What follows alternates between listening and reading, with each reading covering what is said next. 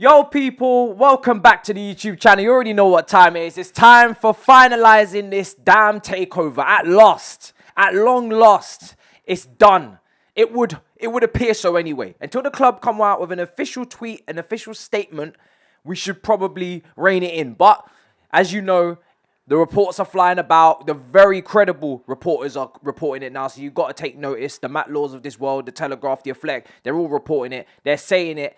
It's done and dusted. At last, Todd Boehly and his consortium seem to have got over the line and got ownership and stewardship of Chelsea. They still have to obviously sign the official agreements. There's a meeting taking place with Roman Abramovich after he was selected by Rain Group. So all of these things are still to happen and happening. But he has been selected by Rain Group, by, everybody else involved. He was, given that confidence from the CPO, maybe the Paul Canaville as well, maybe the CST. So many people have been in favor of him. We were worried at times previously on this channel that it may go in another direction, but at long last, it seems that it is now a done deal. Here we go. There was a late bid from Jim Radcliffe, UK's richest man, apparently. This man just came out of the blue earlier this morning and came with a £4 billion bid. I think around similar in terms of the initial upfront fee, $2.5 billion, and then a further $1.5 billion in terms of, recruitment, in terms of stadium plans. I personally feel like maybe that was not even going to be enough money, but that was what was tabled initially this morning.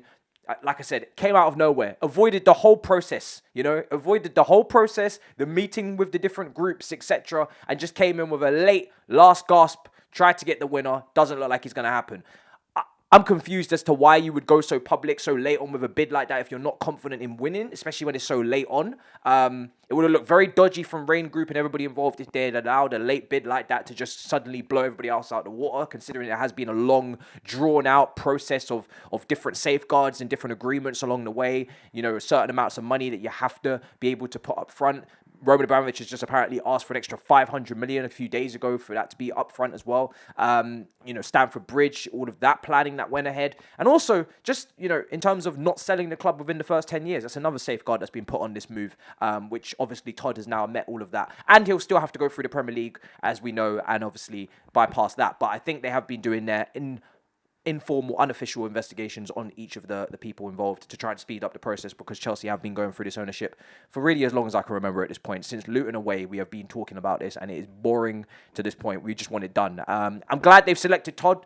First of all, I'm happy. This is the person that I personally wanted over the last few weeks, so I'm really happy about this finally getting confirmed. Stephen Plangreggi, I'm not going to butcher his name, but he also owns Atalanta in Italy. He's obviously been removed. He had the consortium, massive consortium, loads of people on this consortium. It was a whole Last Supper table. It was mad, the amount of people that was involved. Lewis Hamilton, Serena Williams, just everybody and their mother was involved in this consortium.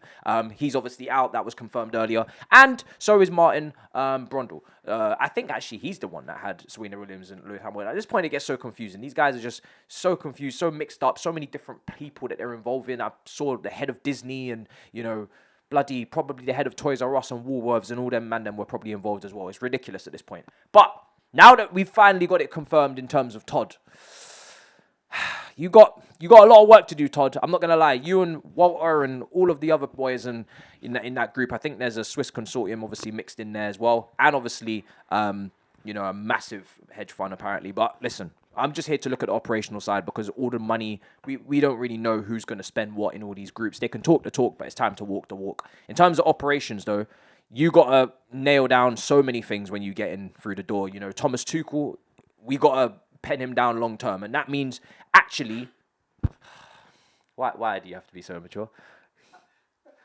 Your words. You're so immature. No, I'm not. You are so immature. That sounded nuts. You are immature. All types of pauses. You are immature. All types of pauses. Thomas Tuchel, got to back the guy. We need to make sure this summer, is that okay with you? Better than peg him down. Yeah. To a long-term contract. I said pen. Same difference. It sounded nuts either way. Oh, God. Anyway, back to what I was saying.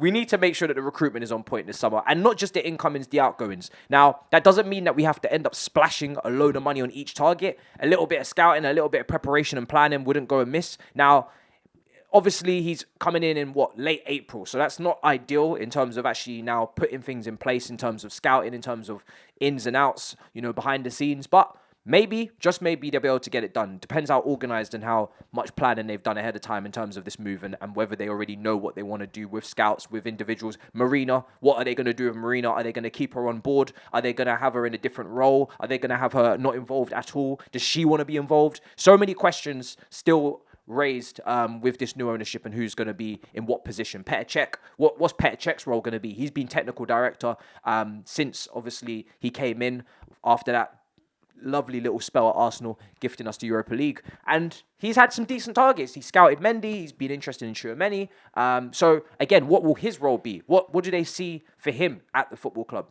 going forward? Will his role change? Will it adapt? Will he become a goalkeeping coach? Who knows? You can't predict anything right now in terms of hierarchy. Anything and everything could change. But at this point, like I said, we're just happy to finally have this done, because now we can finally move on and start to see the different parts of the puzzle come together. Premier League season's done. We're really just looking to the FA Cup at this point, and now we can finally focus. One of the biggest challenges they're going to have is this wage bill. We've spoken about it before. Obviously, the stadium is something that's going to take years and years and years. First of all, you have to get planning permission if it's going to actually happen in this current location. We know how difficult that is. And then, of course, all of the different permissions. And I think there's actually another thing that's been added on top of this that makes it even more complicated, is the fact that if we were to build higher, we may be blocking a viewpoint in London that is literally illegal. You can't block. There's certain viewpoints in different cities, it seems, that you can't block the view. Those views are protected. Those lines are protected. And we are in a certain line. That stadium is within a line that we cannot build above. So that's another complication that they have to deal with. And obviously, we know the CPO are very hell-bent on not moving from that location, as are many fans. But from an operational standpoint, it's all about short-term. It's about the signings that have got to come in through the door. It's about Lukaku. What are you going to do with him? The wage bill, like I mentioned, the top four earners are probably Timo Werner, Lukaku, Kante, and one other guy that I've completely forgotten about. It's just, it's not Kepa. It's not Kepa. Thank the Lord. Who else? Loftus-Cheek? Nah, that's not Loftus-Cheek. I think it might be Ben Chilwell's fifth, I believe. Maybe he might be fourth. Oh, I know. Rudiger Christensen. Hilarious. Very Thanks, man. Really appreciate that. Yo. I hate these people. Anyway, so Lukaku's a big one, and like I said, I feel like this could be a blessing in disguise. I know a lot of people, obviously, we're going to, miss what Roman done for the football club, took on all the debt, etc. But we have been finishing, I've spoken about it many a time, we finished 5th, 4th, 3rd again, potentially this season. Those are the positions we've been finishing in since 2017. So we haven't been competing for the league for 5 years. And now, potentially, we can at least change the direction that we're going in, because we've constantly just been getting this 60, mid-60, high 60 points every single season. Champions League obviously glittered over that, but it wasn't the norm. Two Champions Leagues in 9 years is obviously not the norm. We're not Real Madrid in that respect. So now, hopefully, a team that hasn't been splashing anyway, people are saying, well, you're going to miss the money. Well, the last 4 years, Chelsea haven't really been splashing. They've been selling a lot of players for a lot of money and then bringing in 1 or 2 players for a lot of money and just balancing the books. Do you not remember when you signed Kai Havertz, Timo Werner, all of them, man? You think I haven't done my research? What do you mean not splashing? We had a transfer ban before that.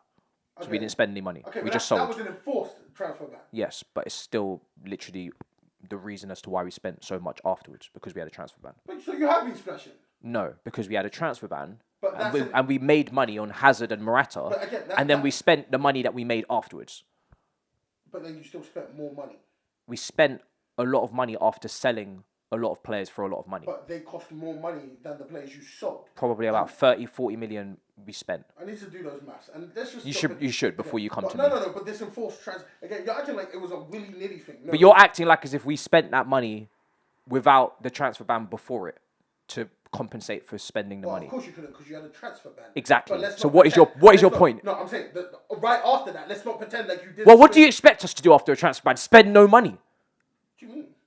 If you don't get to spend for a window, obviously you're going to spend afterwards to make up for the window you didn't spend in, because you're behind. Am I even having this conversation with a Manchester City fan? Are we really having a conversation here? What, youth? You're a Manchester City fan and you're talking to me. Youth players. Who? Youth players. What do you mean youth players? Trust them. Shut up. Why is he chiming in as a Man City fan? Why is he having... What? I'll tell you why. Phil Foden. This guy is so stupid. We have more youngsters on our team than you. Anyway, moving on. Moving on.